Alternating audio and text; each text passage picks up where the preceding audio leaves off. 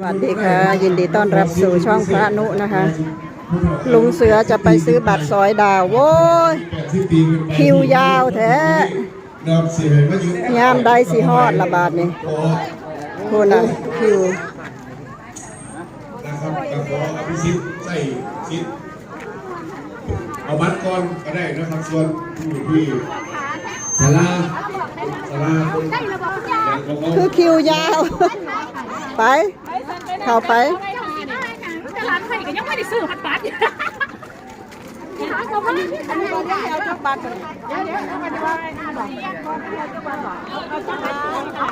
แถวยาวขนาด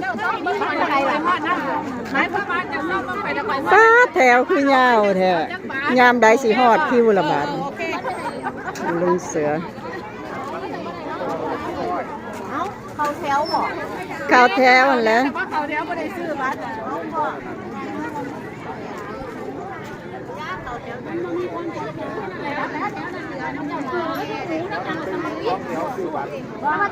ผมก็เลือกเอาแต่ผู้น้อยๆสายตาดีๆนะครับอ่านหนังสือจังสีในห้องที่ขายบัตรนะคะต้องแถวต้องเข้าแถวเนาะไม่งั้นมันจะมั่วกันนะคะเอฟซีเพราะว่าคนเยอะมากนะคะแต่เข้าแถวซื้อบัตรนี่ก็พอแห้งแล้วนะคะภาษาก็ให้ลุงเสือนะให้ลุงเสือจกฉลากขอบคุณครับพี่น้องบ้านแต่เรื่องเที่ยงบ้านใกล้ชิดกันกับที่มีจิตใจใส่ศรัทธานี่เด้เข้าแถวนี่เด้พูนไปต่อแถวพูนแม่มองซื้อบัตรอยู่นี่นี่เด้ต่อแถวพูนเด้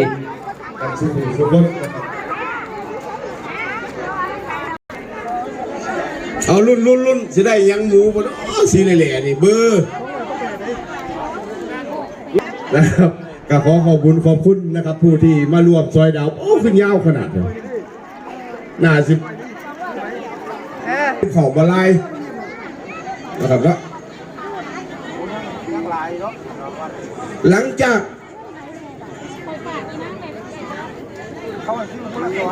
บอกละมัน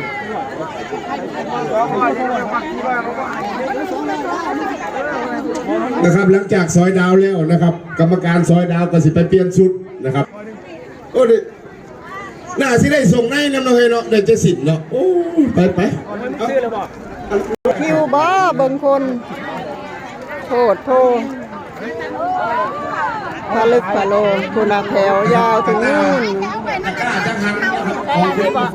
ผู้ใช้วิวผู้สื่อมามูลค่า300ผู้ได้ขนมนะครับกล้าโอ้ได้ติดหน่วยใหญ่แท้คุณน่ะโอ้เราได้ติดหน่วยบัตรใหญ่เลย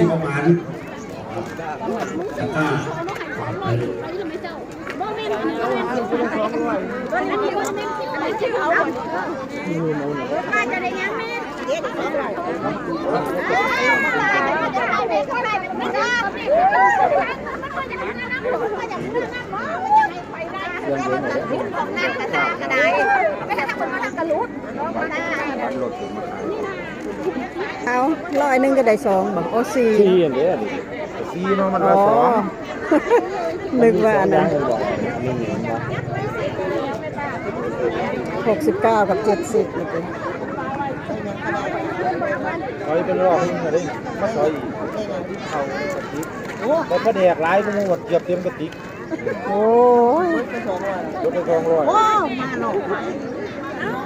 เขาซื้อจำกัดเนาะตอนแรกว่าจะซื้อตัวเดียวมันแล้วคู่หาย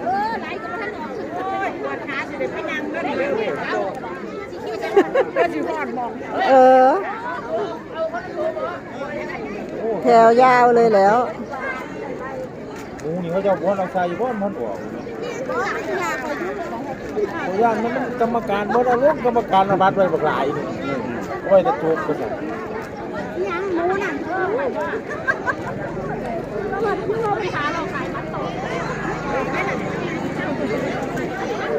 เอามันได้ก็ขายบัตรคุณแบบพูดพี่นารถนั่นขายบัตรที่นารถนี่ไปข่าวแถวเลยเจ้าจะได้กระจกเจ้าไม่ก่อนมูเจ้ากระจกหาไว้มาด้วยว่า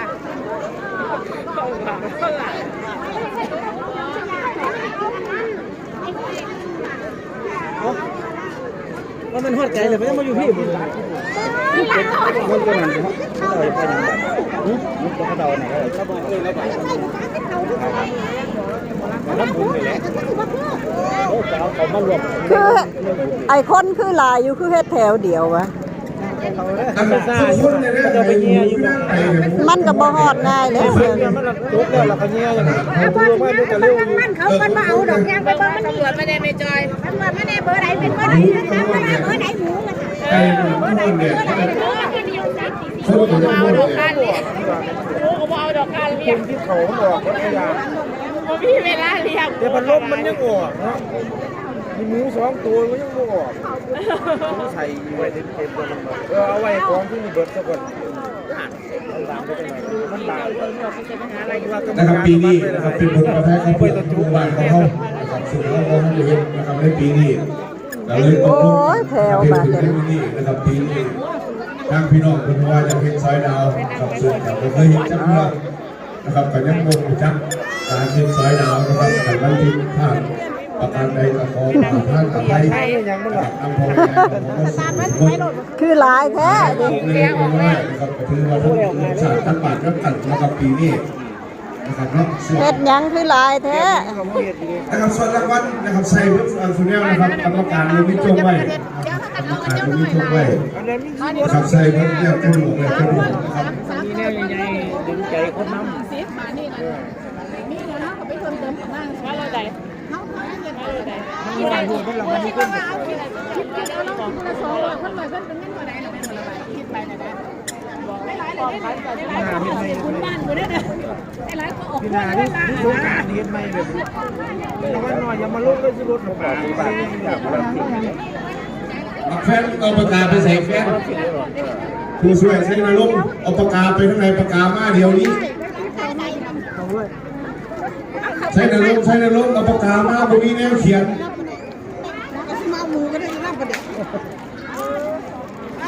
เขาบอกให้เจ้าโจ๊กแย่ มีสิทธิ์อยู่ใส่ มันรางวัลเบิดแล้วเขาว่าน่ะ เบิ่งรายซื้อมาได้ง่ายเดียวนี้ก็ได้ คุณรับ เดือนตั้งต้องง่ายมาก่อน3 เดือนก็10 มื้อ ถ้าเจ้าบอกเขาจะเขาใจราคาเซลล์คือตัวเขาจะได้ยืนค่ะ โทษโทษ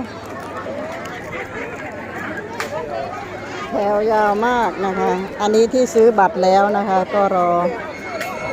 เพื่อสิฮอดคิว แม่นอย่างน้อบาท โอ้ นี่ ลุ เนาะ งเสือยังไม่ได้ขยับไปไหนเลย หมู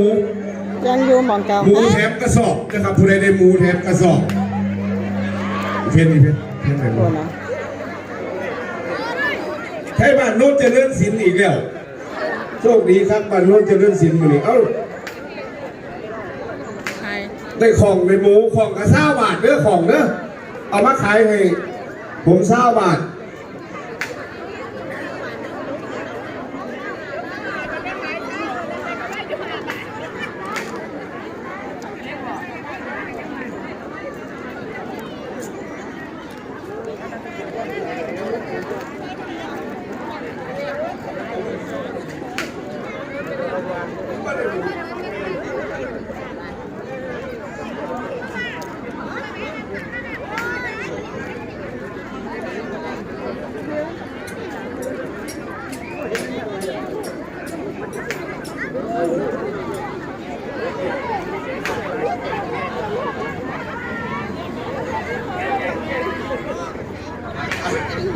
หมูยังตัวหนึ่งนะพี่น้องยังอยู่หมูตัวหนึ่งก็ไก่ยัง2 ตัวไปแล้วตัวหนึ่งอันโน้นเจริญศิลป์ได้ตัวหนึ่ง หมูไปแล้วหมูไปแล้ว